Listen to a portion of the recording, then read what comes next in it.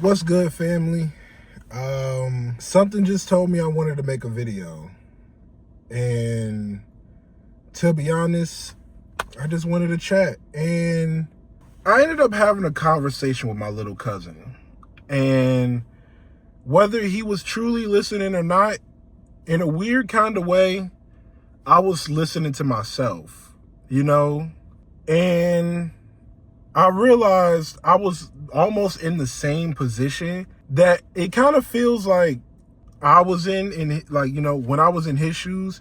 I don't know why I couldn't just say.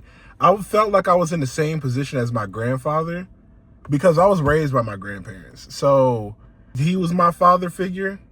Whether he was a perfect father figure or not, he was still my father figure. And I will not just give grace to that, but kind of understand that it was good to at least have him in my life, Even though I do know my real father.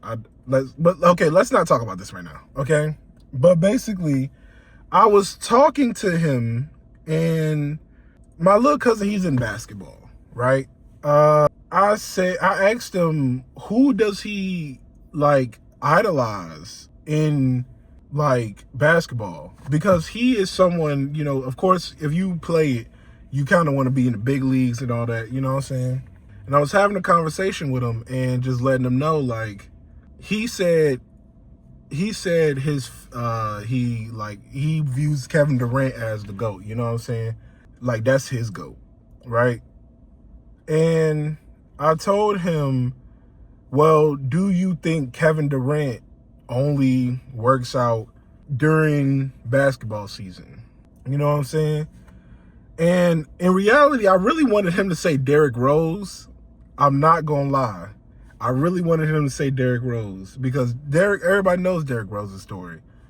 But he said KD, and even though it's not my favorite, I was still able to let him know because KD still has very high accolades. And the reason why he's the GOAT isn't because of his accolades or aka the things that he's accomplished, but it's because of who he is off the court. And that's where everything that you ever do in this life matters. When you're not doing the thing that you are preparing for, that you are in, that dream that you're chasing.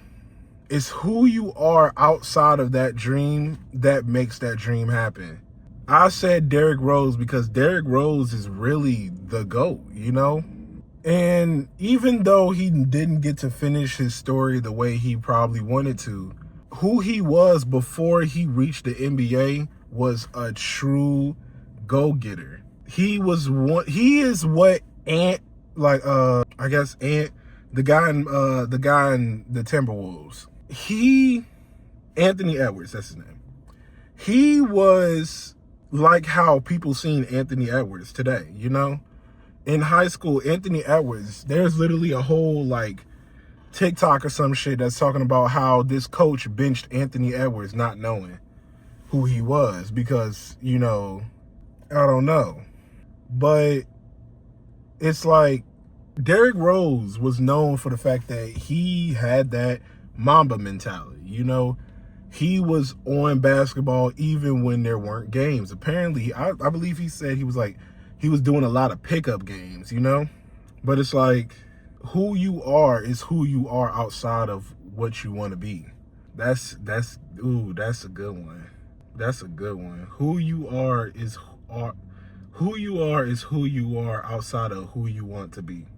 And literally, that's just the meaning of doing the things in order to be able to run the marathon. People believe that the marathon starts before. No, people believe that the marathon starts at the starting line. When in reality, the marathon is everything you did before you got there. You have to qualify in order to run the marathon. Because if you don't, you will burn out. You will fail, or you can get disqualified.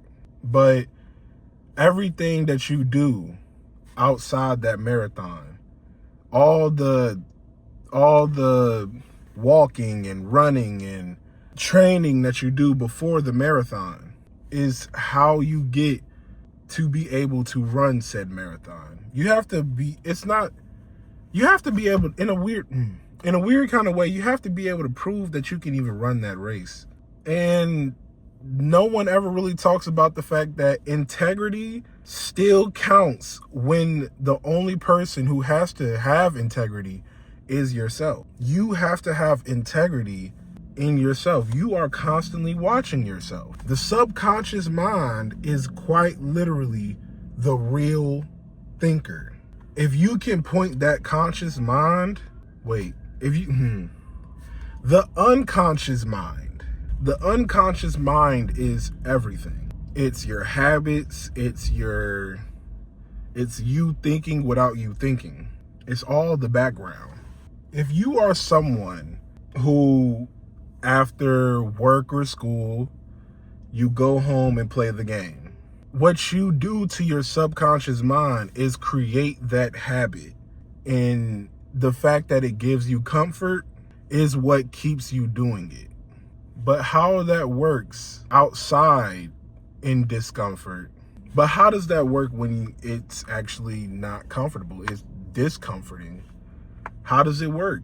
It's because you put yourself through it. And the more you do it, the less uncomfortable it becomes, actually. You gotta, I think this is the best analogy I can give y'all. And then we'll like cut this in a way, right?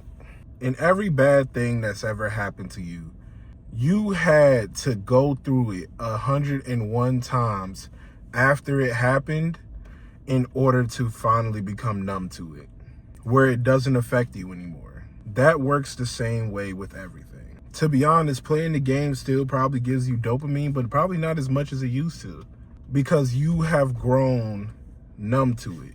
Playing the game has turned more into a habit to where you don't get that same feeling you got like you did the first time. So if it's something in discomfort, like going to the gym, you won't have that same discomfort like you did the first time. You keep going at it. Sooner or later, it turns into something you enjoy. Because the only way from discomfort is comfortable. The more you do it, the more it finally erases that D, that I, and that S. And the best part about it is when you're outside of the thing that you were originally uncomfortable about, changes who you are when you're outside of it. Keep going. The question isn't what are we going to do, the question is what aren't we going to do.